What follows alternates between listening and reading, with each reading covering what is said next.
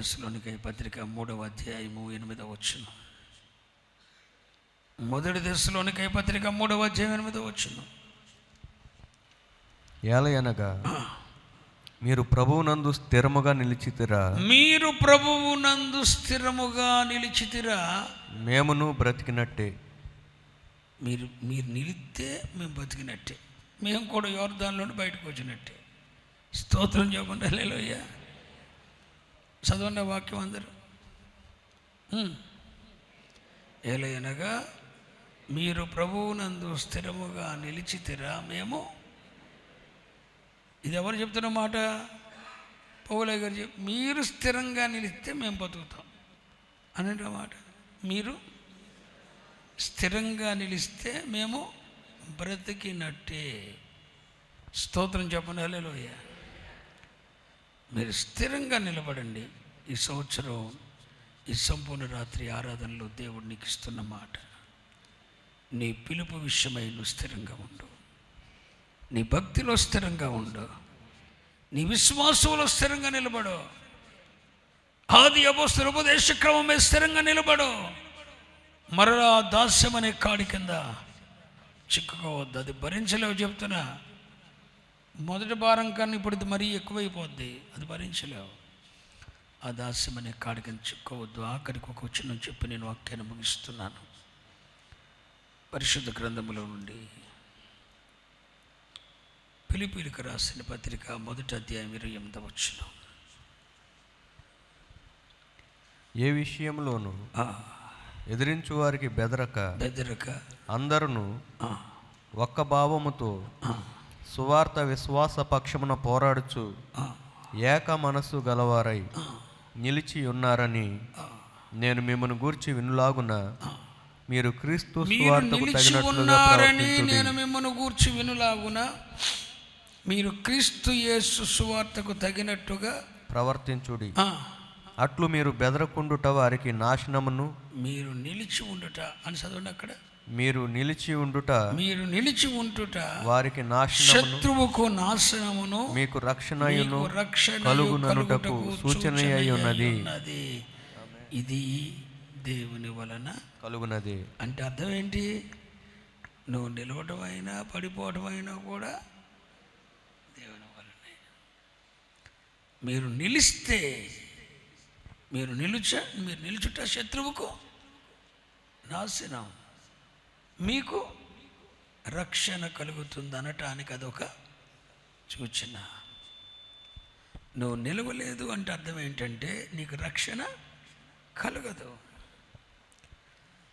ఒక విశ్వాసి, ఒక ఆత్మీయుడు భక్తిలో, విశ్వాసములో, ఉపదేశ క్రమంలో స్థిరంగా నిలిచాడు అంటే అర్థం ఏంటి తెలుసునా?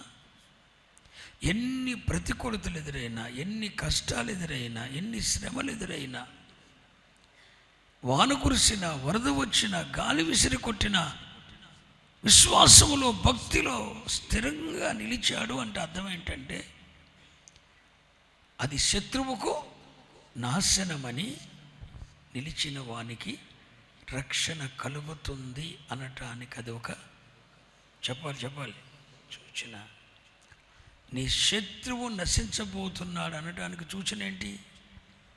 నేను స్థిరముగా నిలుచుటే అని చెప్పు. నీ శత్రువుకు నాశనము కలుగుతుంది అనటానికి సూచన ఏంటి? మరల అడుగుతున్నా, నీ శత్రువుకు నాశనము కలుగుతుంది అనటానికి సూచన ఏంటి? నీకు రక్షణ కలుగుతుంది అనటానికి సూచన ఏంటి? నువ్వు స్థిరంగా నిలిస్తే నీ శత్రువుకి నాశనం, నీకు రక్షణ. రక్షణ అనే మాటలో ఎన్ని అర్థాలు ఉన్నాయి తెలుసా? స్వస్థత, విడుదల, అభివృద్ధి, నానా అర్థాలు ఉన్నాయి. ఇబ్రూలో షోజో అనే పదం వాడాడు రక్షణ అనే దానికి. అంటే దానికి అర్థం ఏంటి? రక్షణ అంటే విడుదల, స్వస్థత, ఆశీర్వాదం, అభివృద్ధి, కాపుదల, ఇవన్నీ దాంట్లో ఉన్నాయి. ఇవన్నీ నీకు కలుగుతుందంటే సూచన ఏంటి? నువ్వు స్థిరంగా నిలచటమే.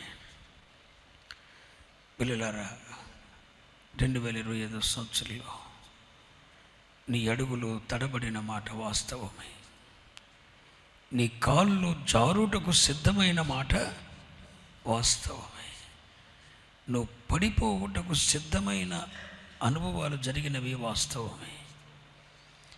ఏ ఉపదేశ క్రమం విన్నారో, ఏ పునాది మీద దేవుడు మిమ్మల్ని కట్టాడో, ఆ ఆది అపొస్తల ఉపదేశ క్రమం మీద మీరు స్థిరముగా నిలిచిన వారై మీ విశ్వాసాన్ని కాపాడుకుంటే దాస్యమనే కాడి కింద చిక్కుకొనరు. మీరు నిలబడగలిగితే విశ్వాసంలో, భక్తిలో, మీ శత్రువుకి నాశనం, మీకు రక్షణ కలుగుతుందనటానికి సూచనగా ఉండబోతుంది. స్థిరముగా నిలబడండి. అదిగో ఒక దైవజనుడు నీ కొరకు స్థిరంగా నిలబడ్డాడు. అదిగో పర్వతం మీద మోషే చేతులు బరువెక్కుతున్నా కూడా, ఆ చేతులు బరువెక్కుతున్నా కూడా స్థిరంగా నిలిచి ప్రార్థన చేశాడు.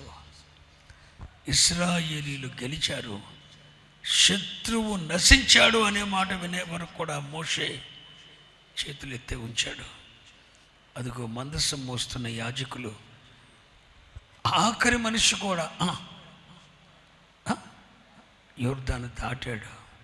ప్రజలందరూ దాటారు, తుదముట్టించారనే వరకు కూడా వీరు యోర్దాను మధ్యన స్థిరంగా నిలిచారు.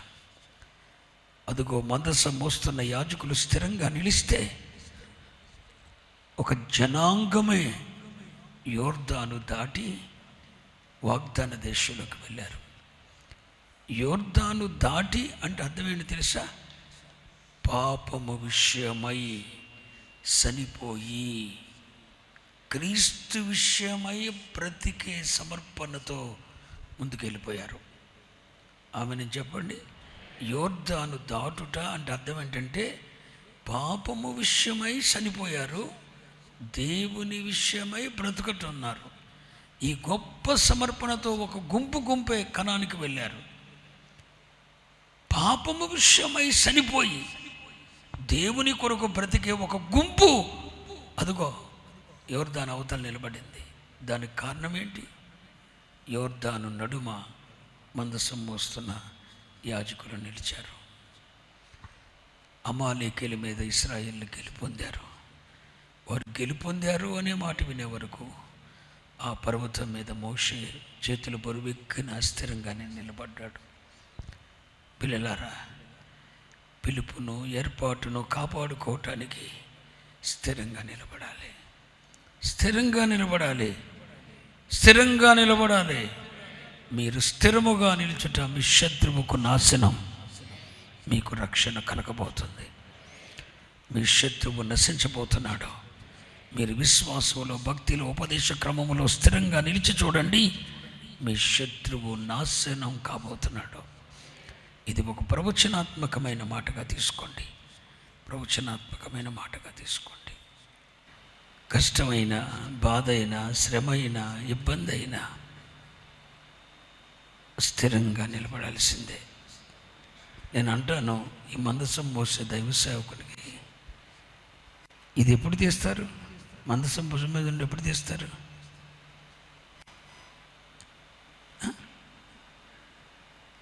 గమ్యానికి వెళ్ళినాక కాదే, పోయినాకే. ఎవరు పోయినాక? మనం పోయినాక. మనం పోకమునిపే దాన్ని మోయటానికి ఇంకొకరిని రెడీ చేయాలి. మనం పోయే వరకు అది మోయాల్సిందే. మనం అనకండి, మనం కాదులే, యాజకుడు పోయే వరకు దాన్ని మోయాల్సిందే. అలా మోస్తూ ఉంటే ఒక తరం పాపం మీద జయం పొంది దేవుని కొరకు జీవించటానికి యోర్దాను దాడుద్ది. స్థిరంగా నిలబడేవాడు కావాలి. అనండి, అనండి. ప్రతి విషయంలో స్థిరంగా నిలబడేవాళ్ళు కావాలి. బహుమానము పొందినంతగా పరిగెత్తండి. స్థిరముగా నిలబడండి. శత్రువుకు నాశనం కలగచేయండి. మీరు రక్షణ పొందండి. దేవుడి మాటలను ఆశీర్వదించును గాక.